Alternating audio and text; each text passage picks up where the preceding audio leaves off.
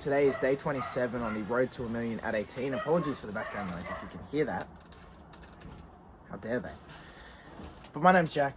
I'm documenting the day-to-day of growing my business and growing to $1 million.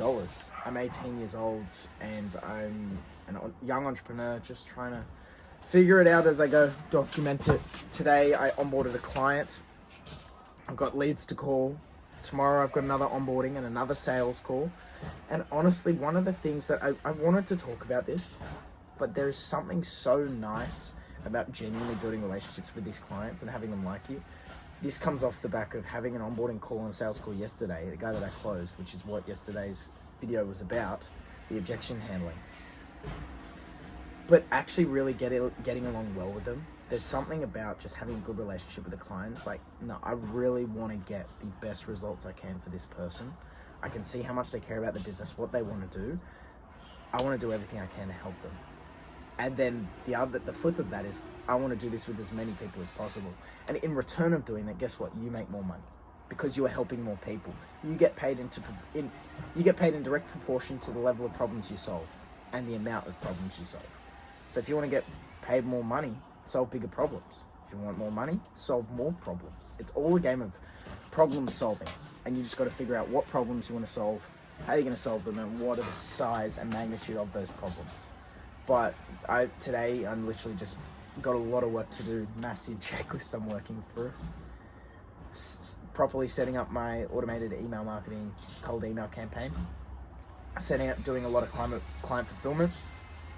And my communication I need to work on massively. My delay between when people send me a message and then I respond is way too big. I saw a video from Patrick Bet-Dave and he's like, the busiest people I know and the most successful are the ones who respond the quickest. And I'm really taking that to heart. I'm like, I need to do that. So I'll update throughout the day any major things that I want to talk about, lessons, I'll do that. Okay, so I'm currently at my desk. I've got a few emails to send. Just sent a few messages to organize some calls for tomorrow. This last week, and I'll go into it in more depth tomorrow because it's the weekly review and this has been my best week yet. However, there are a few things that I want to go over. For example, my sleep is, I'm going to put you down actually. My sleep at the moment is absolutely cooked. So I need to fix that. Because I can't say I'm going to do XYZ but then be waking up later. And like, yes, I'm working late at night, but still, what do I need to do if I want to do the things I want to do? Wake up early is one of them. So, and I'll go into depth more tomorrow with everything. But I can't keep waking up between 9 and 10. It's too late. But honestly, today I've just been sitting down doing some work. Had a few calls, onboarded a client, called some leads, booked another sales call. It's been a good day. Still, I've got crossed off most of the things from the to-do list. I've still got a couple more things, which I'll get done before the end of today. But it's been a good day, honestly. It was interesting. I spoke to someone and they said, as long as you're happy. And I thought about it, I'm like, that's not even something I think about. I don't even think to myself, am I happy? Because that's not what I'm optimizing for at this stage of life. I'm 18, I'm ambitious, I'm trying to go somewhere. I'm not optimizing for happiness. And I think in me not optimizing for happiness, I actually am more happy. When I genuinely think about it, in me chasing all the things that I want to chase, I actually see myself more happy than perhaps I ever did. And every time I sort of think, am I happy? I think, yeah, it's the happiest I've ever been, which I would say so now. But I say that it's not something I'm optimizing for. Like that, it's genuinely, happiness isn't up there on the list of the things in my life that I want to optimize for at this stage of time. It might be when I'm in my late 20s, but I don't see it being something I optimize for the near future. And that's okay. For example, if you want to accomplish great things, guess what? You'll definitely be lonely for a certain stage because there's an idea with Hormozy and Chris Williamson called the lonely chapter. What is good, which I hope will sort of bypass that to a certain extent, is my closest friend Lucas. He's doing the same thing as me. So at that stage where other people go through the stage where there's no one else doing what they're trying to do, well, guess what? I'm hoping that I have someone. And in creating the Young Founders Network, if you want to join, links in the description.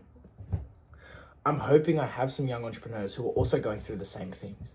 So it just completely bypasses it, because it can be. But then again, if you want great success in life, they're not... you just can't optimize for happiness at the beginning. Because optimizing for happiness, especially in the beginning when you don't have resources, guess what? It's just hedonistic pleasures. It is drinking, it's partying, it's sleeping around, it's doing all the things that actually doesn't get you closer to where you want to go. So I could go into so much detail on it. And I say detail, I could talk about it for a very long time on the idea of happiness. Like, there have been times I've gotten off a sales call, made $1,000, and my granny goes, "Oh, but you got to be happy." I said, what the hell's not... I am happy. Are you kidding? I just made money. I've just progressed in my business. That's the thing that'll make me most happy right now. Well, how am I not happy? And she goes, "Yeah, but you got to be happy." That's when I say to myself, don't flip off your grandma. Don't flip off your grandma. I haven't, and I won't. But it's just not something I'm optimizing for, and it's an interesting concept. Everyone's different though, right? Everyone's different. Tomorrow I'm going to do a proper... There is actually heaps of things I want to run through tomorrow. Tomorrow's going to be a good one. It's a sit down. Week 4 on the road to 1 million at 18. I think it's insane that I've been able to document the day-to-day and not give up. What's cool is, and I thought about this, it's a non-negotiable for me. So no matter if I'm sick, if I don't want to do it, there have been so many days where I haven't wanted to do this. But guess what? It's a non-negotiable, and I have to. I have to. So no matter the feelings, no matter my mood... just do it. Layla Hormozy has a great quote. It's fuck your mood, follow the plan. It doesn't matter how I feel. Does not matter how I feel. I have stuff that needs to get done. So guess what? I fucking do it. I don't listen to the feelings. The only thing that's getting in the way at that moment is just my sleep. I need to wake up earlier. That's the only thing. The only thing. And then a distraction with scrolling, but most of the time that's not too bad. And being on calls with Lucas all day, that helps massively, having an accountability partner. But today's day 27? Yes, because tomorrow's Tuesday. Tomorrow's the weekly wrap. Yeah, it's day 27 today. It's been a good one. And I freaking love documenting this day to day. I love it. It feels quite natural now. Like, I feel comfortable doing it. It feels weird if I weren't to. Like, what are you not doing it for? You're going through something that could benefit so many others if they just see what it's like. See someone who they're either not doing it now but want to be doing it, or they are doing the same thing. And it just gives them that level of, okay, there are people out there doing the same thing to me. Or there are people doing what I want to do. But today's for day 27. I'll see you for day 28.